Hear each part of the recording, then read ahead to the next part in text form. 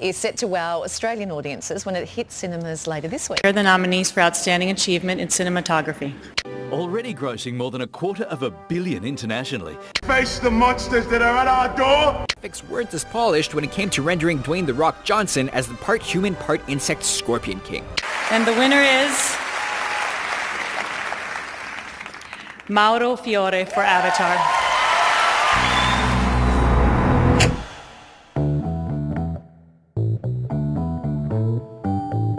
It seems that more and more films today rely on CGI as a narrative device and as such substitute complex storylines and character development with green screens, motion capture or even completely computer-generated sequences. My name's Tom Marks and welcome to the podcast exploring photorealistic babies, cat food-obsessed aliens and physics-defying tethers. Throughout this podcast I'll be critiquing the uses of CGI in film and their effects on the ever-changing industry of filmmaking.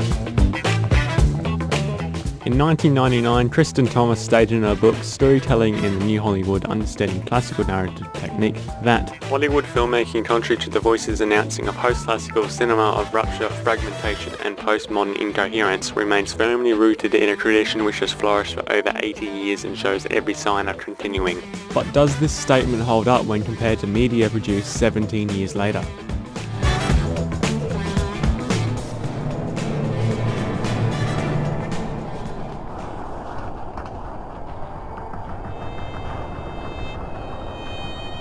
Alfonso Cuarón's film Children of Men, released in 2006, shows an apocalyptic world where all women have become infertile. Chaos then ensues when the youngest human alive is murdered as a form of terrorism in order to change the British government's immigration policy.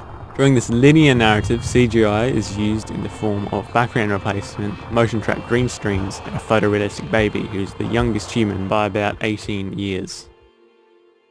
The sequence in which the baby is born is set in a refugee camp with a grim mise-en-scène, making it all the more difficult to film a real newborn. Framestore CFC, one of the special effects company hired by the film's producers, traded 32 shots for the film. 20 of them featured the baby. Another company hired, DNEG, worked on 160 shots. However, the length of these shots is what's most impressive, with the longest lasting around 9 minutes. With these CGI elements, filmmakers can explore narratives that were previously impossible without a massive budget.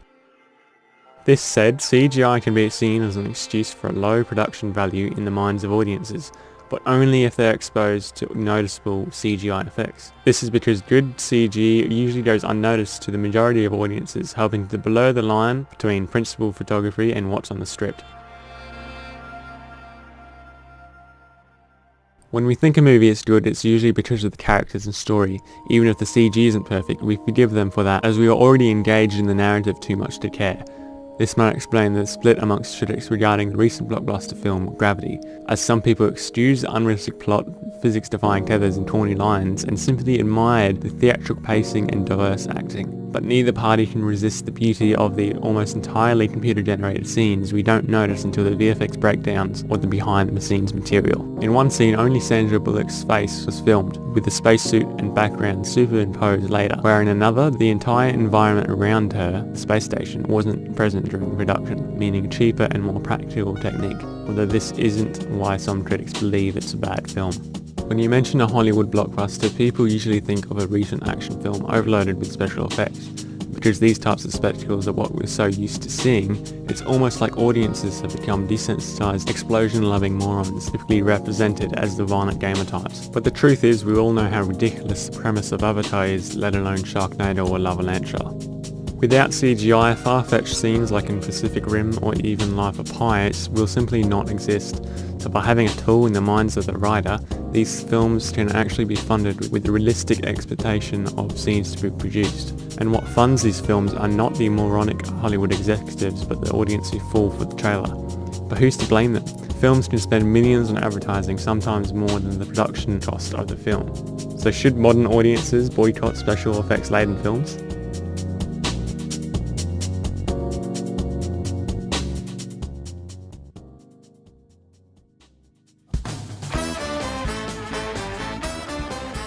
What the majority of audiences today like is thought-provoking, unique and engaging storytelling. But what audiences tend to buy are the tickets to the upcoming blockbuster everyone is talking about, and not the neo-masterpieces being produced by moderate budget productions or experimenting indie videographers. The only reason CG looks bad is because we only see bad CG. It's easy to look back on the bad effects movies have made, but the majority of CG is actually completely unnoticed. This is because the visual effects artists spent hours over the craft, and even if they've done it right, nobody even notices. One example of noticeable CG is in the film District 9, where the aliens seem too light, as if gravity didn't apply to them. I mean, I know they probably have anti-gravity or whatever, but come on. Bouncing from rooftop to rooftop like that is distracting from an otherwise interesting plot.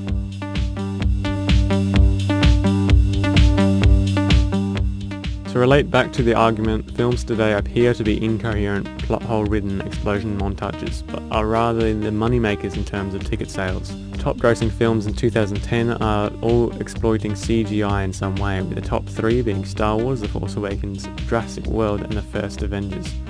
These types of films are what make a good trailer and not just a post-classical mess. CG is what allows filmmakers to do what's impossible using practical effects, and it's still an art form which requires the same, if not more, time and attention to detail than practical effects. This creates new stories that still follow Hollywood's classic idea of an engaging linear narrative.